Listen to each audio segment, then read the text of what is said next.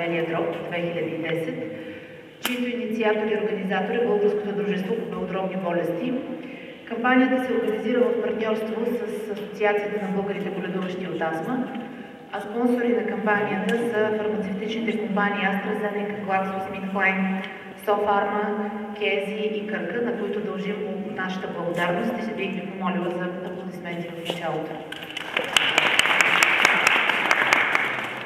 Позволете ми да дам думата на доцент Коста Костов, председател на Българското дружество по белодробни болести, който да ви приветства. Добре дошли на всички медии. Добре дошла на госпожа Янка Фандъкова. Добре дошли на всички приятели, гости и симпатизанти на нашата кампания. За мен е изключително удоволствие да бъда тук в тази зала и да дам ход на тази кампания на Българското дружество по белодробни болести, което се включи в Световната година на Белия дроб, инициирана на 6 декември в Канкун от Международната организация на респираторните дружества и на 30 януари в Европа от Европейските респираторни дружества. Българското дружество не остана по-назад и е едно от малкото страни, които избързаха и правят промоция на кампанията още в началото на февруари. Тук сте в този чудесен музей на земята и хората, сред тези кристали, и бих искал нашите послания да са така монолитни и така глобални, макар и тук в България, да достигнат точно до вас, до хората, до тези, към които са отправени тези послания, а те са: конституционно право на всеки е да има чист въздух, да се ползва от правото си на дишане. Конституционно право на всички лекари е да имат достъп до всички възможности на науката, технологията, за да могат да лекуват своите пациенти така, както повелява техния морал и знания. Бих искал всички институции и всички хора да разберат, че тютюнопушенето е един от най-тежките пороци на нашето съвремие, чието последствия са необратими след години. Ще ви дам само няколко данни и след което мои колеги ще ви пояснят допълнително по отношение на някои от най-социално значимите болести. Данни, които ще ви насочат към основните послания на нашата кампания и защо бихме искали да бъдем тази година във вниманието на медиите и на обществеността. 230 000 българи всяка година влизат в болница заради респираторни болести. Голяма част от тях не се ползват от целия обем на възможности на съвременната медицина. В момента в света 7% от смъртността от всички болести се дължи на белодробни болести. Тази тежест е огромна върху обществените здравни системи, които рискуват да бъдат взривени именно от патологията на белия дроб. Хроничната обструктивна белодробна болест, тежкото последствие от тютюнопушенето, 2020 година ще бъде трета по смъртност в света, а заедно с пневмониите ще има честта, неприятната, зловещата чест да води в класацията по смъртност.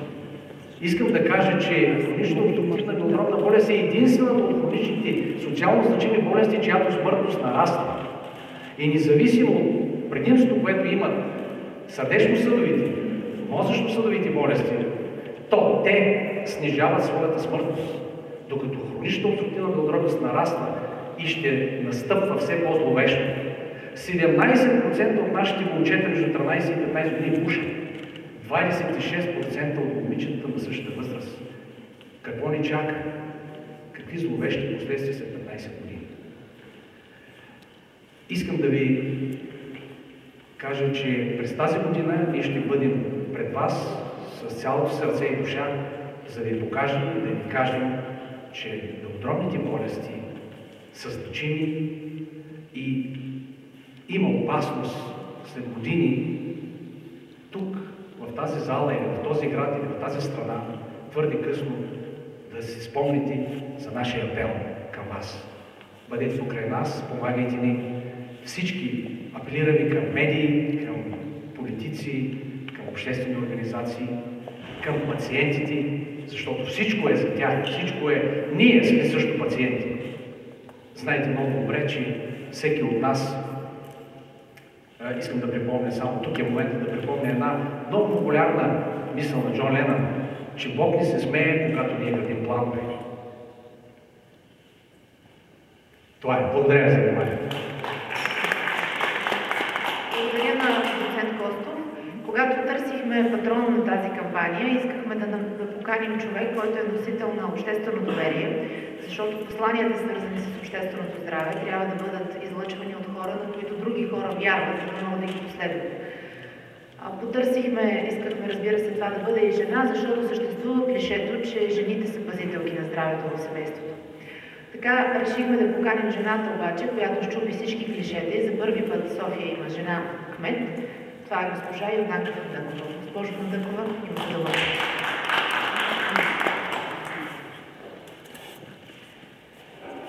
Добър ден от мен. Искам да ви кажа, че за мен беше голяма изненада, когато получих тази покана, но днес е огромна чест това, че съм тук и че бях поканена като патрон на тази кампания. Искам най-напред да поздравя дружеството за това, че са изключително мотивирани, че започват да се грижат за нещо толкова ценно и както се казва, винаги си пожелаваме да бъдем здрави, а здравето ценим най-малко. Когато сме здрави, всъщност ние не обръщаме внимание на начина ни на живот. Казвам го съвсем искрено и от свое име. Убедиха ме хората, които дойдоха при мен, за обществената значимост на тази кампания, на това, което предстои през тази година, по много начини.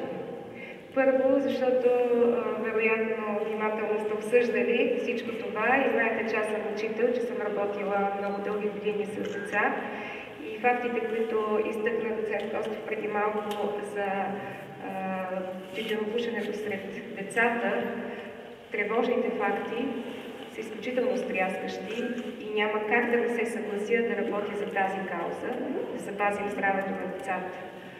Впечатлиха ме изключително много и други факти. 3600 човека годишно умират в България от заболявания на белите дробове. От тях 1500 са в София. Като кмет на София няма как това да не ме впечатли и да не си поставя задачата да направя всичко възможно това число да намалява. Това може да стане само когато убедим нашите съграждани колко е важно да пазят своето здраве. Зная, че политиците, бизнеса, всички ние трябва да обединим усилия, да помогнем на лекарите, на хората, които ежедневно се грижат за това, за да стигнат техните послания до всеки един човек. Ще подкрепям кампанията през цялата година, наистина с цялата си душа и сърце, особено в моментите, когато се разясняват сред учениците в столичните училища, в часовете на класа, пък и в цяла България, вредата от тютюнопушенето, когато се водят такива откровени разговори, защото честно казано аз бях чула тези факти в предварителни разговори, но сега като слушах, отново ме потресват тези факти. Убедена съм, че всички ще бъдат впечатлени от това. И също така за мен е изключително важна и една друга част от кампанията. Нашия град е огромен, ние имаме много проблеми, голям трафик, ежедневно се занимавам с това, който със сигурност прави живота ни доста труден и вреди на здравето ни. Така че изключително важно е да работим за това нашия град да става все по-зелен. И се радвам, че в кампанията има включено засаждането на дървета, за да направим, да увеличим и да оздравим белите дробове на града, парковете, градините.